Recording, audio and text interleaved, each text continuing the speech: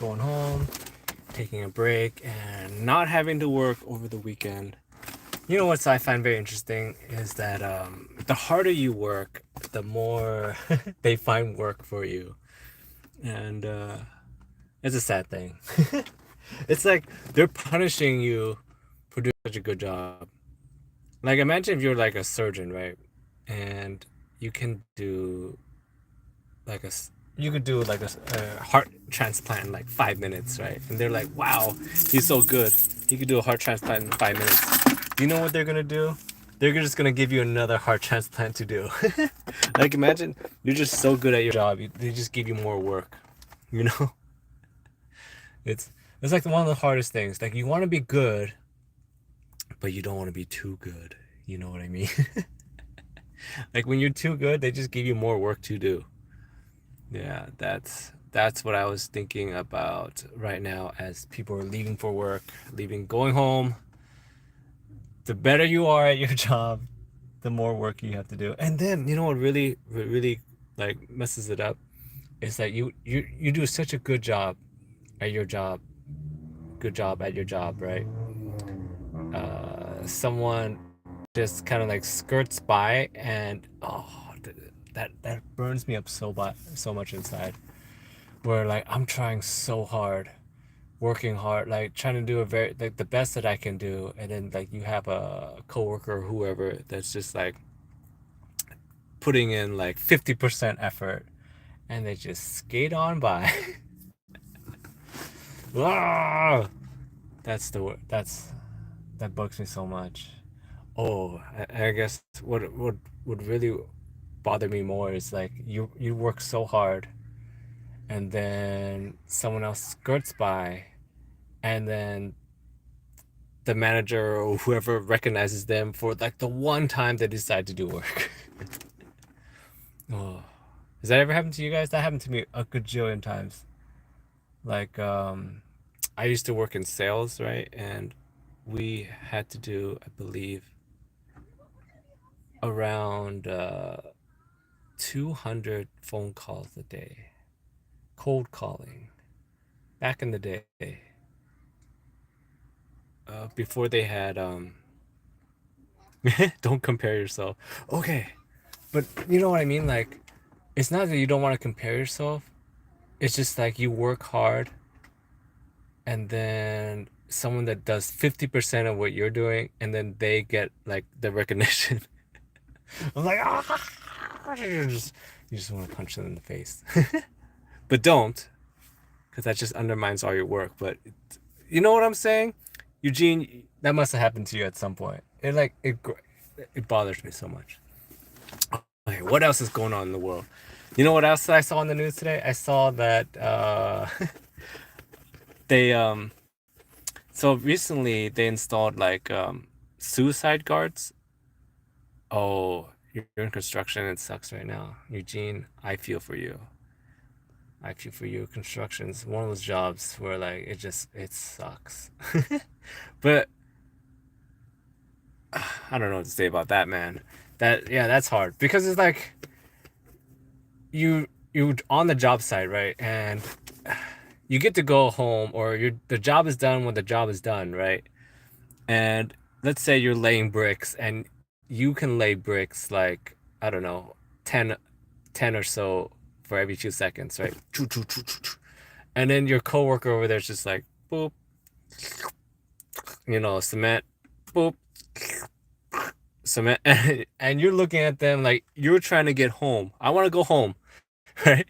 Because the job's usually like, hey, your task is to do the wall, and once you guys are done with the wall, you could take a break, or whatever, or move on to the next task, right? And it's like you're going, okay, if I could do 50 bricks in like 20-30 minutes, I can take a break. Okay, let's do it. I'm gonna do my part, and if everyone does 50 bricks, we can all take a break, or we can all just finish this wall and go home. You know, slap, cement, brick, cement, brick. And you see like Billy over there, and he's like, and you're like, ah. You know what I'm saying? That must that oh that But yeah, I used to work in sales, right? And it was a lot of cold calling, and our minimum, I believe, was 250 calls. But that was just the minimum. That's what they said. Like, hey, if you at least have to do 250 cold calls, and what some guys would do is they would have phone numbers that they would call and know that there's no one to pick up, right? So what happens is, oh, the quota today is to make 250, like 150 calls. You call a number that you know, like that, because of how it worked, at least when I was working in sales and cold calling, is that they have a bunch of numbers, and some of them you've seen before. Like you have a block that's yours. That's your, those are your leads. Give me some more leads. And yeah, and you know that, like, if you call this number, no one's gonna pick up. So you could call a whole bunch of them, and no one's gonna pick up, and it'll rack up call numbers, right? And you're like, oh man, Billy's really killing it right now. He's at 500 calls, and I'm looking at Billy, and I'm like, dude, I know you're calling like numbers that are that no one's gonna pick up, and it boggles me because when you're in sales, a lot of times you're on commission only, right? So I'm like, dude, you're just hurting yourself because even though you're getting like, you're not gonna get fired because they see that you're putting in some kind of work, calling these people. You're not gonna get any sales because you know no one's gonna pick up those numbers, right? And then the other thing some people do is the company started looking at talk time. You know, talk time is how long you're on the phone with someone. That was their way to kind of like balance out like people that are just calling random numbers just for the hell of it. So they're like, the idea is that if you're actually talking to someone, you're on the phone longer, right? So if you're on the phone longer, maybe you won't make as many calls, but you're having effective, efficient calls. And that's what I focused on because I want to talk to people, because if you're talking to people, you can actually sell them something. And then some guys started figuring out that you can call certain numbers had like they just put you on hold, or they had like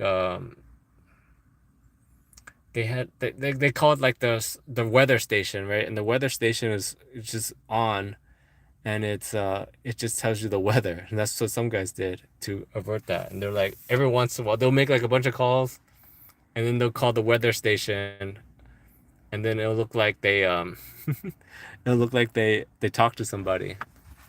But again, you're not getting any sales by doing this. You're just cheating yourself. Anyways, let's go up on what I saw in the news today, and I thought it was interesting. I guess in San Francisco, they installed some safety nets off the side of the Golden Gate Bridge, and apparently, people jumping off the bridge has gone down by 74%. So, yay! What else did I see on the news today? I saw that in this part of the UK, they are using drones now, like they're flying drones, and the drones are filled with seeds, and the point is for the drone to shoot the seeds out into the forest and reforest. I thought that was pretty cool. Let's see, what else did I see on the news today that I thought was pretty interesting, kind of cool. Uh, I guess a lot of people are talking about the new Melody bot. I don't know if you guys have seen it. I released a small short video about it real quick. Just my initial thoughts. And I'm gonna go in depth into it, but like if you guys look it up, it's like the Melody robot. I'm not 100% sure what company it's from, but it's basically a like female android girlfriend robot. They're not marketing it as a girlfriend robot, but it's got like AI, it's got cameras, it's got like it can move a little bit. It can't walk yet, but it can like track you. It has facial expressions, and it is creepy as hell. um I was some guy was commenting on the video, and he was saying like it's a companion thing, and I was thinking to myself like, no, it's a creepy thing. Because like my initial thoughts on it, right? Literally the minute I saw it, my initial thoughts when I saw the Melody robot was, how come they don't make a male version? Like all the promos I seen for it, or like it's like a girl, right? But I was thinking to myself like, they don't make a male version of the robot. That's kind of weird because you gotta think about. And I was thinking about the creator itself, like the engineers that work on it, like the mindset that goes into the like that to make something like that, where you're like, oh, I want to get the lonely guys out there, and I'm gonna make this robot that they might like, you know, and yeah. So I was thinking that is so creepy. That's a creepy thing to actively be working on that robot. And I was saying too that this is like, what's weird is that even when I was growing up, I remember watching documentaries about people or guys that are like into mannequins and into like blow up dolls, right? And I mean, think about, you watched Married with Children. The joke was, Bud had his blow up doll, right? And how strange is that?